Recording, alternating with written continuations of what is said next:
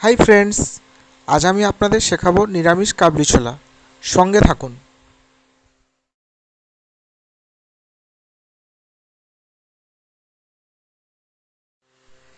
এর জন্য আমি নিয়ে নিলাম 100 থেকে 150 গ্রাম আগের রাতে ভিজিয়ে রাখা কাবলি ছোলা, আর সাথে মশলা হিসাবে নিয়ে নিলাম একটা টমেটো, দুটো কাঁচা লঙ্কা আর আদা বাটা।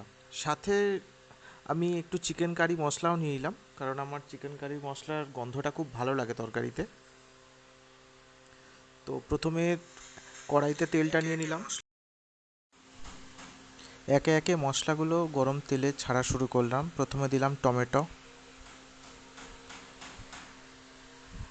টমেটো খুব ভালো করে ভেজে নিতে হবে। তারপরে আদা বাটাটা দিয়ে দিলাম।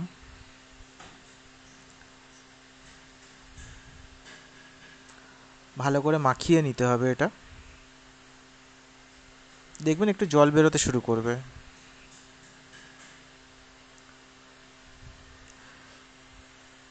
সাথে সাথে আমি আমাদের রান্নাঘরের চিপনিটাও চালিয়ে নিলাম, তার কারণ তেলের একটু ঝাঁঝ ঘর ভর্তি হয়ে যাচ্ছে। তো আগে থেকে কেটে রাখা কাঁচা লঙ্কা দুটোও দিয়ে দিলাম।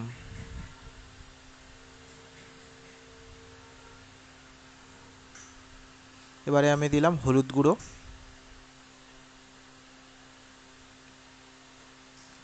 একটু চিকেন কারি মশলা,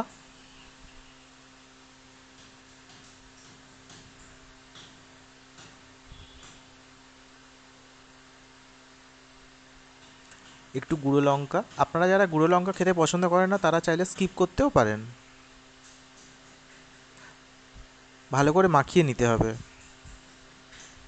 দেখবেন একটা সুন্দর সেন্ট বেরোতে শুরু করেছে।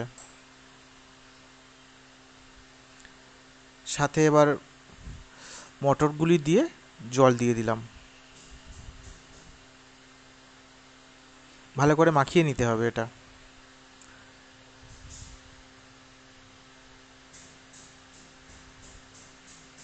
পরিমাণ মতো নুন দিলাম। এটা সম্পূর্ণভাবে আপনাদের ব্যাপার, নুনটা নিজেদের স্বাদ অনুযায়ী দেবেন। আমি একটু নুন খেতে কম পছন্দ করি, তাই একটু কমই নুন দিলাম।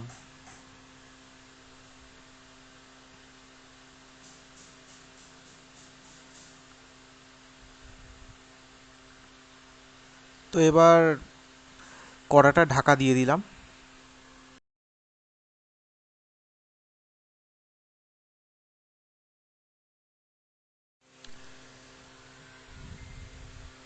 এবার ঢাকাটা খুললাম। ঢাকাটা খুলে দেখলাম বেশ ফুটতে আরম্ভ করে দিয়েছে এবং খুব সুন্দর গন্ধ বেরোচ্ছে তরকারি থেকে। আমি তো এইটা দিয়েই আজকে পুরো ভাত খেয়ে নেবো। কিছুক্ষণ নাড়ালাম, তার কারণ লক্ষ্য রাখতে হবে যাতে তলায় বসে না যায়, পুড়ে যেতে পারে তলাটা। এবারে গ্যাসটাকে বন্ধ করে দিলাম। যা, রান্না কমপ্লিট।